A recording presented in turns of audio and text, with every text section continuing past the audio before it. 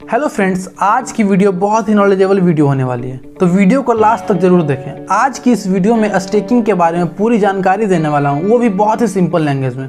Video को शुरू करने से पहले वीडियो को लाइक कर दें और चैनल को सब्सक्राइब जरूर करें। जैसा कि क्रिप्टो में बहुत सी चीज़ों की तरह आप कितने लेवल की समझ को अनलॉक करना चाहते हैं, इसके आधार पर स्टेकिंग एक कॉम्प्लिकेटेड आइडिया या सिंपल हो सकता है।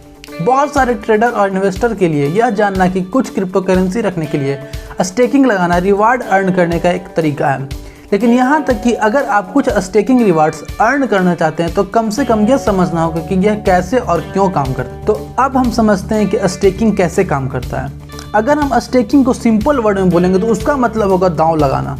अगर आपके पास एक क्रिप्टो करेंसी है जो स्टेकिंग करने के लिए अलाउ करता है, प्रेजेंट में अभी कुछ क्रिप्टो करेंसी स्टेकिंग अलाउ करता है। उन क्रिप्टो करेंसी में Binance coin, Tron, Tezos, Cosmos, VeChain, Callisto, कावा, टोमोचेन, आयोटेक्स, एल्गोरेंट, ये सभी क्रिप्टो करेंसी स्टेकिंग अलाउ करता है। और अब कुछ दिन पहले इथीरियम भी शामिल हो गई है अपने सेकेंड वर्जन के साथ, इथीरियम 2 के साथ। आप अपनी कुछ होल्डिंग को स्टेक कर सकते हैं और समय के साथ कुछ % रिवार्ड अर्न कर सकते हैं।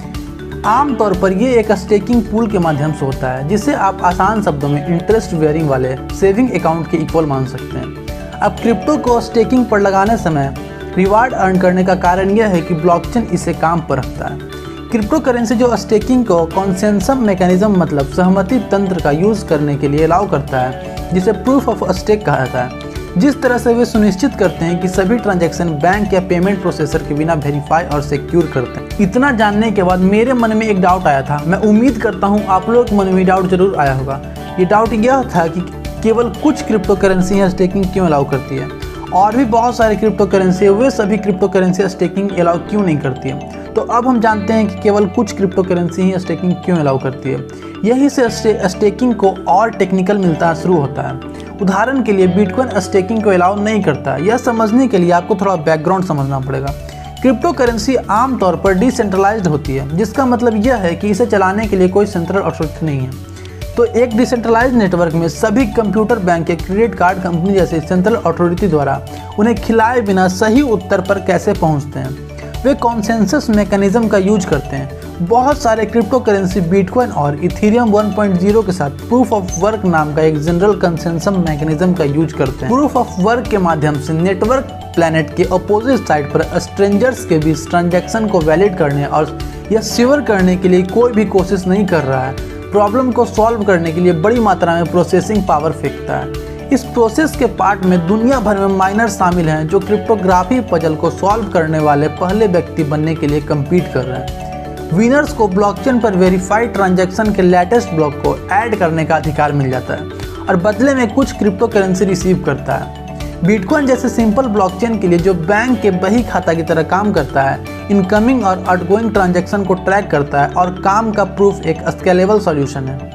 लेकिन इथीरियम जैसे कुछ और कॉम्प्लेक्स के लिए, जिसमें ब्लॉकचेन के टॉप पर चल डेफी की पूरी दुनिया के साथ बहुत प्रकार के एप्लीकेशन हैं, बहुत ज़्यादा एक्टिविटी होने पर काम का प्रूफ बहुत मुश्किल पैदा कर सकती है और इसकी वजह से ट्रांजैक्शन का टाइम ज़्यादा हो सकता है और चार्ज भी बहुत ज़्यादा बढ़ सकता है। अब इसके बाद एक सवाल आता है कि स्टैकिंग का प्रूफ क्या है। तो अब हम लोग इसके बारे में समझते हैं। प्रूफ ऑफ स्टेक नाम एक नया कंसेंसस मैकेनिज्म आया है जो फीस कम करते हुए स्पीड और एफिशिएंसी को बढ़ाता है।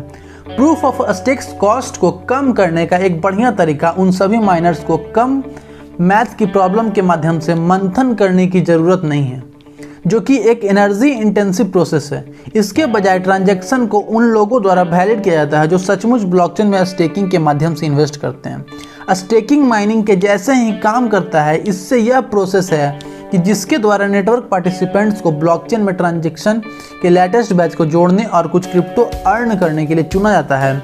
एग्जैक्ट इम्प्लीमेंटेशन प्रोजेक्ट से प्रोजेक्ट वेरी करता है, लेकिन यूजर्स रिवार्ड के बदले ब्लॉकचेन पर एक नया ब्लॉक जोड़ने का मौका पाने के लिए अपने टोकन को लाइन में लगा देते हैं। उनके स्टैक किए गए टोकन किसी भी नए ट्रांजैक्शन की वैलिडिटी की गारंटी के रूप में काम करते हैं जो ब्लॉकचेन में जोड़ते हैं। अब हम समझते हैं कि स्टेकिंग का फ़ायदा क्या है। लॉन्ग टर्म क्रिप्टो होल्डर्स अपने क्रिप्टो वैलेट में कुछ नहीं इकट्ठा करने के बजाय रिवार्ड्स जनरेट करके अपनी एसेट्स को उनके लिए काम करने के तरीके के रूप में देखते हैं। आपके द्वारा सपोर्ट ब्लॉकचेन प्रोजेक्ट्स की सिक्योरिटी और एफिशिएंसी में कंट्रीब्यूट करने का बेनिफिट स्टेकिंग का है। आप अपने कुछ फंड को स्टेकिंग पर लगाकर आप ब्लॉकचेन को अटैक के लिए ज़्यादा रेजिस्टेंस बनाते हैं और ट्रांजैक्शन को स्ट्रेंथन करने की इसकी एबिलिटी को मजबूत करते हैं। कुछ प्रोजेक्ट्स स्टेकिंग पार्टिसिपेंट्स को गवर्नेंस टोकन भी प्रदान करती है, जो होल्डर्स को फ्यूचर में होने वाले चेंजेस और प्रोटोकॉल में अपग्रेड करने की अनुमति देता है। अगर हम अपने पैसे को कहीं भी इन्वेस्ट करते हैं तो उसमें रिस्क तो ज़रूर होता है कि किसी में रिस्क कम होता है, किसी में ज़्यादा होता है।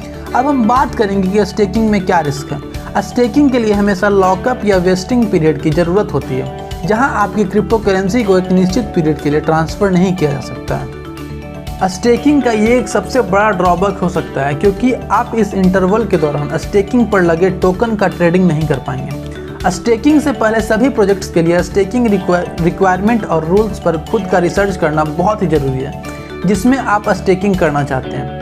तो अब मैं आपको बताने वाला हूं कि स्टेकिंग शुरू कैसे कर सकते हैं। स्टेकिंग सभी लोगों का वेलकम करती है जो इसमें पार्टिसिपेट करना चाहते हैं। स्टेकिंग शुरू करने के लिए सभी के पास एक मिनिमम इन्वेस्टमेंट प्राइस होना चाहिए और टेक्निकल नॉलेज होना चाहिए, और एक डेडिकेटेड कंप्यूटर या लैपटॉप जो बिना डाउन टाइम के दिन या रात वैलिडेट कर सकता है। इस लेवल पर पार्टिसिपेट करना सुरक्षा कारणों से आता है और यह एक सीरियस दायित्व है, क्योंकि डाउन टाइम के कारण वैलिडेटर्स की हिस्सेदारी कम हो सकती है, लेकिन मैक्सिमम पार्टिसिपेंट्स के लिए भाग लेना का आसान तरीका है। कॉइनबेस जैसे एक्सचेंज के माध्यम से आप एक प्राइस को कंट्रीब्यूट कर सकते हैं जो आप स्टेकिंग पूल में कर सकते हैं। ये एंट्री में बैरियर का काम करता है और ऑपरेट किए बिना अवार्ड अर्न करने के लिए अलाउ करता है। अमेरिका और बहुत सारे देशों में अधिकांश कॉइनबेस कस्टमर के लिए स्टेकिंग अवेलेबल है। स्टेकिंग पर लगाने के लिए सही सिक्के का चूज करें। एक नंबर का गेम और एक गट फीलिंग दोनों है। यदि आप स्टेकिंग शुरू करना चुनते हैं तो निश्चित रूप से मिनिमम अमाउंट में पार्टिकुलर स्टेकिंग प्रोटोकॉल और स्टेकिंग रिवार्ड्स के साथ यूज करके शुरू करें। हमें एक ऐसी प्रोजेक्ट चूज करने चाहिए जो आपके साथ रेजोनेट्स हो और जिसकी आप उम्मीद करते हैं वह फ्यूचर में बहुत दूर होगी। एक सबसे इम्पॉर्टेंट बात, आप जब कहीं भी कोई भी इन्वेस्टमेंट करें तो खुद का रिसर्च जरूर करें। आज की वीडियो में सिर्फ इतना ही। अगर आपको इस वीडियो में कहीं भी डाउट है तो कमेंट जरूर करें, और रेगुलर अपडेट्स पाने के लिए आप हमारे टेलीग्राम चैनल को ज्वाइन कर सकते हैं। चैनल का लिंक आपको डिस्क्रिप्शन में मिल जाएगा। अगर आपको वीडियो अच्छी लगी हो तो वीडियो को लाइक जरूर करें और चैनल को सब्सक्राइब जरूर करें। मिलते हैं अगली वीडियो में कुछ नई अपडेट्स के साथ। तब तक के लिए धन्यवाद।